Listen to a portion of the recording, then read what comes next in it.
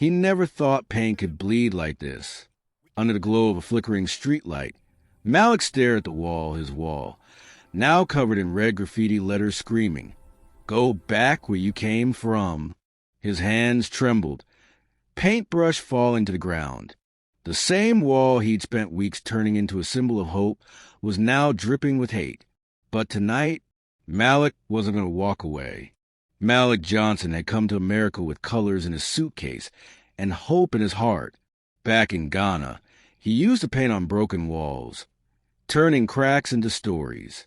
He believed art could heal, could bridge people.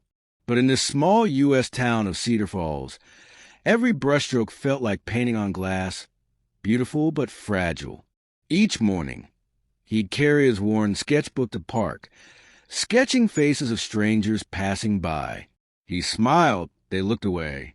When he walked into grocery stores, cashiers scanned his items without ever meeting his eyes. Once, a man jokingly asked, "So, you here for the basketball team?" He laughed it off, but it stayed with him. Still, Malik believed in people. He believed that somewhere beneath fear and silence, kindness was hiding. His dream was simple: to paint a mural in the park, one that made everyone feel seen. He'd already picked the wall, old, cracked, covered in peeling paint. But he saw potential. Every wall deserves a second chance, he'd whisper to himself. That morning, with the sunrise bouncing off the buildings, he finally brought his paints and brushes. He didn't know it yet, but by the time the sun set, that same wall would change his life and the entire town forever. It started with silence so sharp, even the birds seemed to stop singing. When Malik reached the park that morning, he froze mid-step. Across the wall where he'd planned to paint, thick, jagged letters dripped crimson red. "Go back where you came from." The words burned like fire against the gray concrete. Parents hurried their children past him, whispering. One woman pulled her son closer, as if Malik himself had written it. 2 teenage boys laughed while recording on their phones, saying, "Guess he found his welcome sign." Malik didn't say a word. He just stared at the wall, his reflection caught in the wet paint, red bleeding into brown. That night, he sat in his small apartment, staring at his brushes. The same tools that once brought people together now felt useless. He thought about his mother back home, who told him, "The world isn't against you, Malik. It just doesn't know you yet." But here it felt like the world had already decided who he was.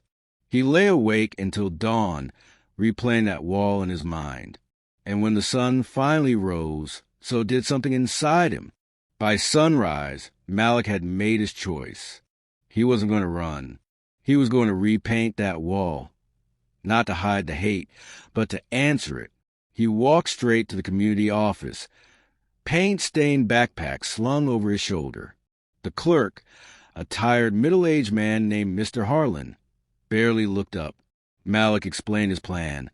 "I want to turn that wall into something beautiful, something that belongs to everyone." Harlan sighed, tapping his pen. "Maybe it's better to just leave it blank for a while. People are sensitive right now." Malik leaned forward. "That's exactly why it needs color." After a long pause, Harlan muttered, "Fine, just keep it peaceful."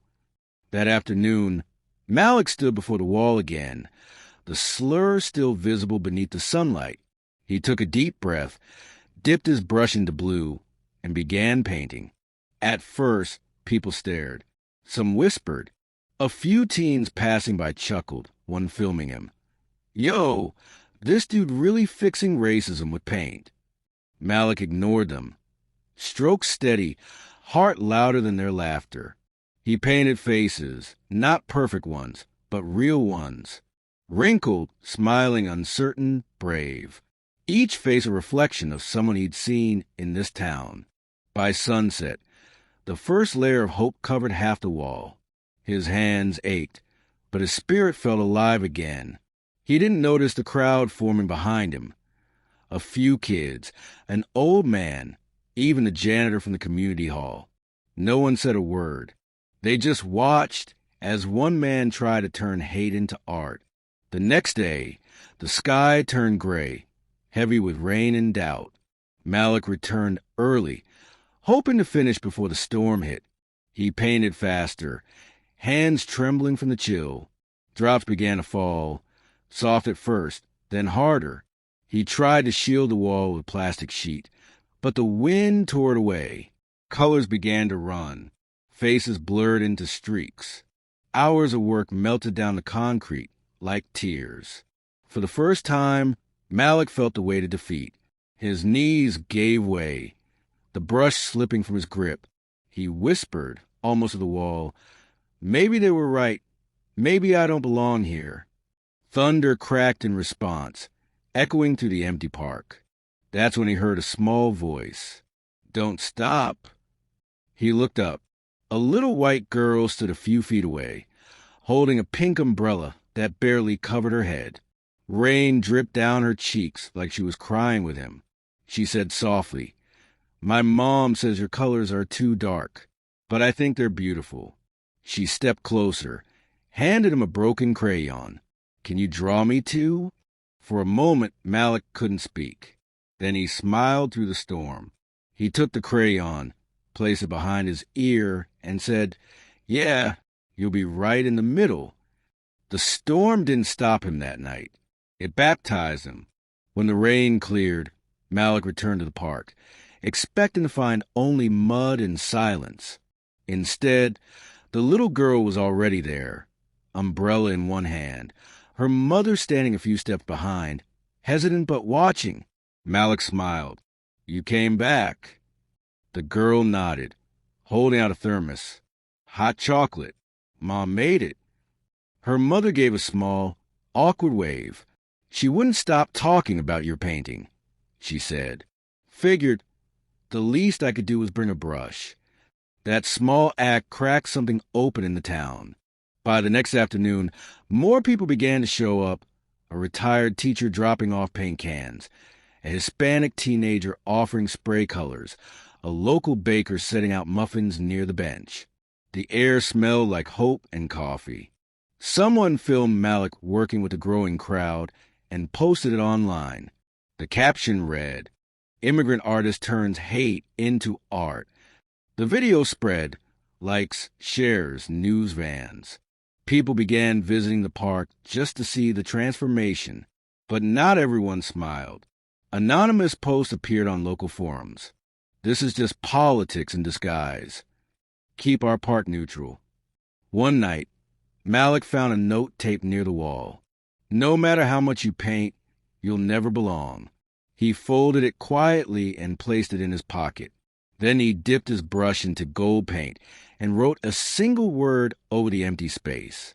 Together, he didn't erase hate. He just refused to give it the last word. A week later, the mural was nearly complete. A sea of faces, each one carrying a story. The park buzzed with energy. Kids laughed, people took pictures, and Malik finally allowed himself to believe. Maybe the wall had done it. Maybe it had brought them together. But hope, he learned, is always tested. One cold night, he walked to the park for a final touch-up. From a distance, something felt wrong.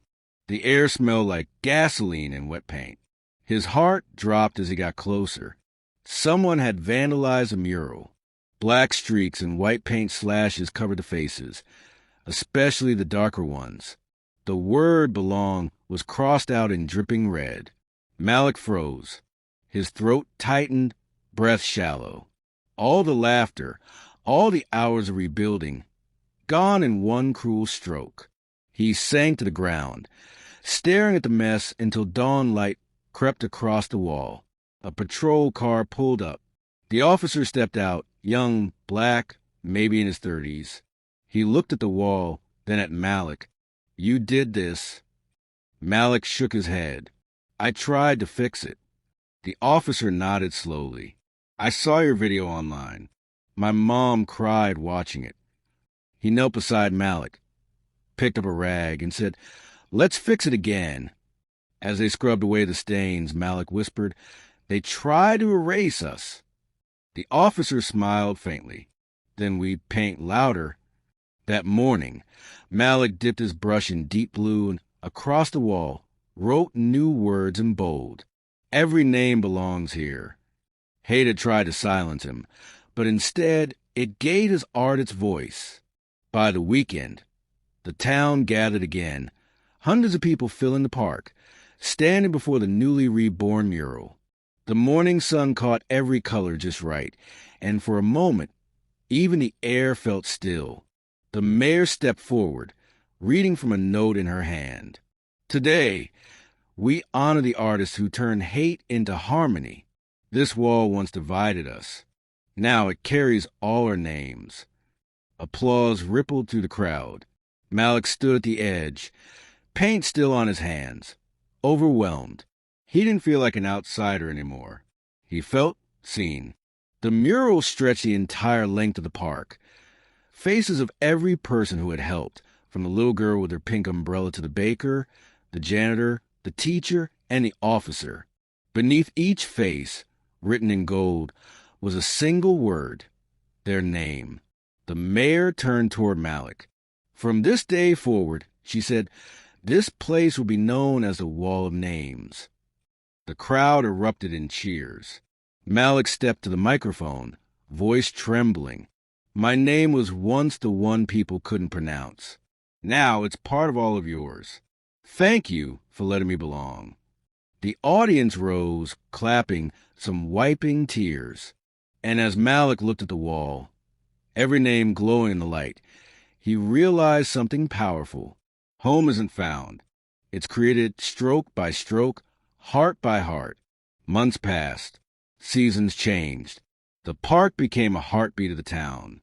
Tourists stopped to take pictures beside the Wall of Names. Kids played soccer nearby, their laughter echoing against the painted faces that once witnessed hate. Malik often walked there at sunset, sketchbook under his arm. He never touched the wall again. It didn't need fixing. It had become something greater than him. One evening, he spotted the little girl again, now taller, her umbrella replaced by a paintbrush. She was helping other kids fill in a new section of blank wall beside the mural. When she saw Malik, she waved and shouted, "We save you a spot." He smiled, eyes misting. The sun dipped low, painting the park in gold. A gentle breeze rustled through the leaves as his voice echoed softly in narration. Racism writes in anger, but humanity paints over it, one name, one color, one story at a time. The camera slowly pulled back, the mural glowing in the fading light, each name shimmering like a heartbeat. And just before the screen faded to black, Malik's words lingered one last time.